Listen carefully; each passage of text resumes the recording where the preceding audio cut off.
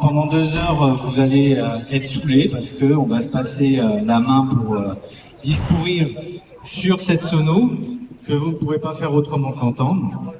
Et regardez, j'ai tout de suite illustré quelque part ce qui nous amène ici par un fait saillant, un fait. Là, il y a quelques minutes, il y avait une petite nénette qui est certainement pigiste, qui me disait qu'elle était en CDD depuis 4 mois. Pour 4 mois et qu'elle ne voulait pas venir discuter avec nous, à la fois parce qu'elle avait peur de ne pas être d'accord avec nous et en même temps parce que quelque part en me disant tout de suite qu'elle avait un contrat très précaire, ben on se doute que ça joue un peu à ça, hein. Faut pas ramener sa gueule sur des sujets polémiques qui n'ont pas lieu de citer dans les grands médias, qu'ils soient publics ou privés. Et c'est ce qui nous réunit ici. Nous, on est Vigimédia et on se réunissait depuis 2015 à une fréquence assez soutenue. Ça a été parfois toutes les semaines, quand c'était pas tous les jours.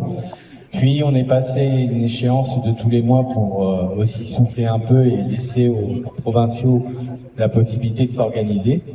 Et là, c'est vrai que comme ça fait 10 ans et que c'est toujours très compliqué d'être entendu, c'est pas vous qui parlez de nous, évidemment, on vient vous critiquer. Donc on va pas passer sur vos écrans de télévision pour expliquer aux Français qu'il y a un problème avec les médias.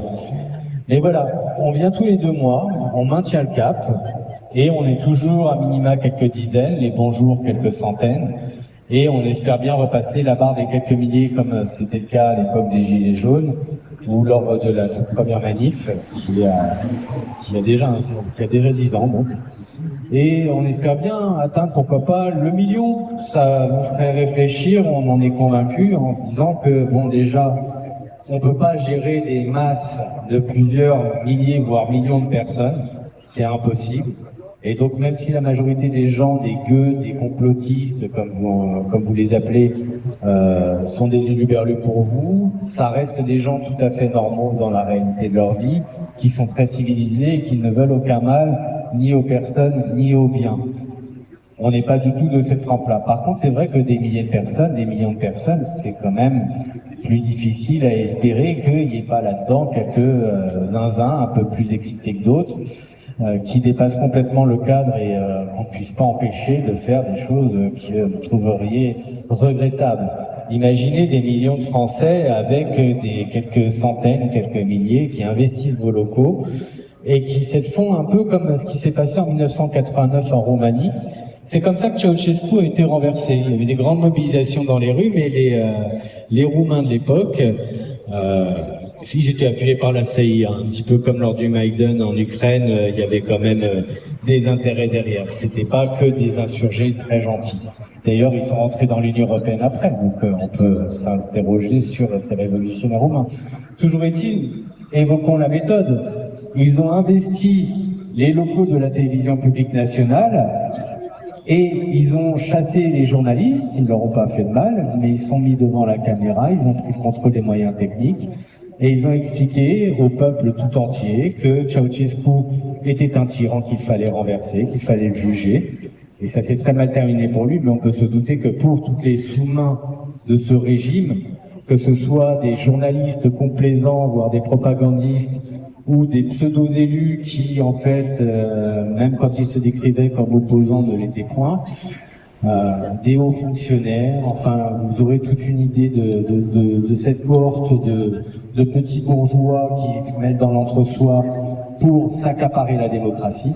Bah pour ces gens-là, ça s'est mal terminé, nécessairement. On renverse pas qu'un seul type quand on renverse le tyran, on renverse la totalité du système, et donc les gens qui y travaillent.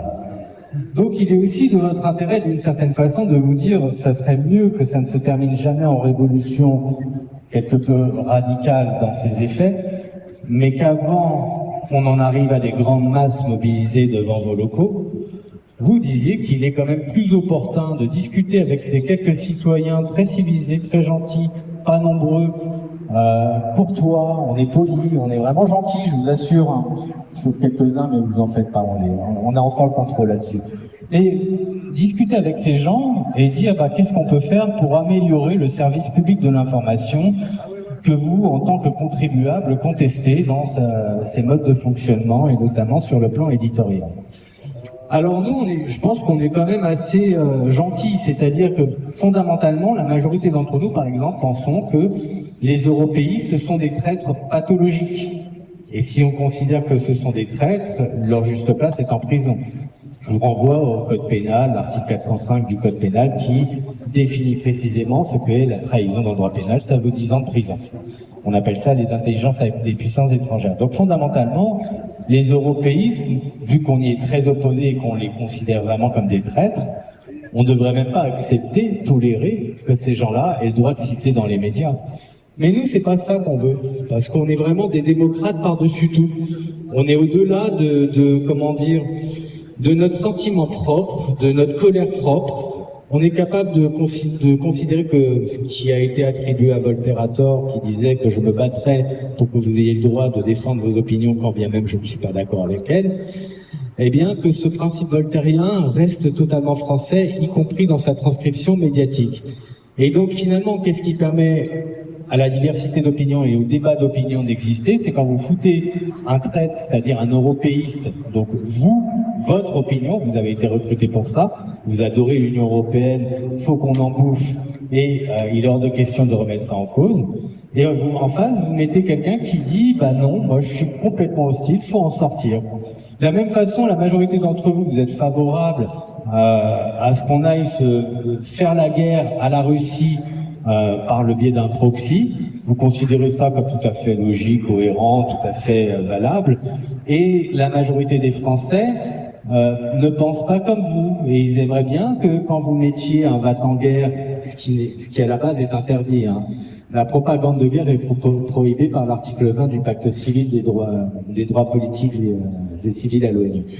Donc, à la base, c'est interdit. Mais si vous voulez vraiment vous mettre des va-t-en-guerre qui défendent soi-disant la cause ukrainienne en disant toujours plus de boucherie contre les Russes, parce que c'est ça qui est la solution, bah vous mettiez un Jacques Beau, un François Asselineau, un Philippot, un Jacques Sapir, que sais-je. Il y en a beaucoup, en fait, qui sont très hostiles à la guerre et qui ont des positions intellectuelles rationnelles et qui correspondent à nos intérêts nationaux de dire non, en fait, on devrait garder langue avec la Russie, continuer de commercer avec elle, et ça pourrait même être favorable aux Ukrainiens que de pouvoir jouer de médiateur et non pas d'espèces de bellicistes revanchards contre un pays souverain. Vous comprenez, le pétrole saoudien et le gaz qatari, ça ne nous dérange pas dans notre système de valeurs, enfin le vôtre. Bah, nous, de la même façon, on se dit que de par nos intérêts nationaux, le pétrole et le gaz russe, ça ne nous dérange pas plus. En fait, on ne produit pas de pétrole et de gaz, donc on se dit que de toute façon, il faut bien les chercher là où on peut. Et si c'est le plus facile et le moins cher en Russie, ça tombe très bien. Ça nous permettrait de pouvoir discuter un peu avec Poutine et dire quelle solution on peut trouver pour régler ce conflit plus diplomatiquement. Donc, cette espèce de corruption à la fois idéologique, financière et antidémocratique, nous, elle nous gonfle. Le but pour nous, c'est pas de dire on refuse d'entendre les porte-paroles de votre pensée unique à tout sujet. On veut simplement qu'ils soient confrontés à des gens qui ne sont pas d'accord. Et ça permet en fait aux gens de forger leur esprit critique et quand il y a des processus électoraux, de voter en conscience.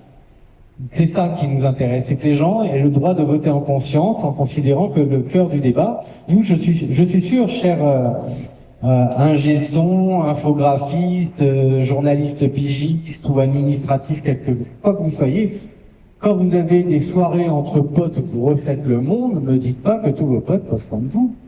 Vous discutez avec eux, vous engueulez, vous n'êtes pas d'accord, mais vous essayez d'argumenter pour faire valoir votre opinion et vous laissez le droit à votre camarade de lui aussi faire valoir son opinion, parce que vous les confrontez, et c'est ça. Et pourquoi ça ne pourrait pas exister dans nos médias publics, ceux que l'on paye avec nos impôts? Voilà un peu toute l'essence de Vigimedia, qui est de vous rappeler à vos devoirs éthiques et déontologiques inscrits dans la charte de Munich. Et vous allez entendre des prises de parole de toute la journée pour vous mettre à l'amende là-dessus. Je vous remercie de votre attention et je remercie à tous ceux qui viennent nous rejoindre.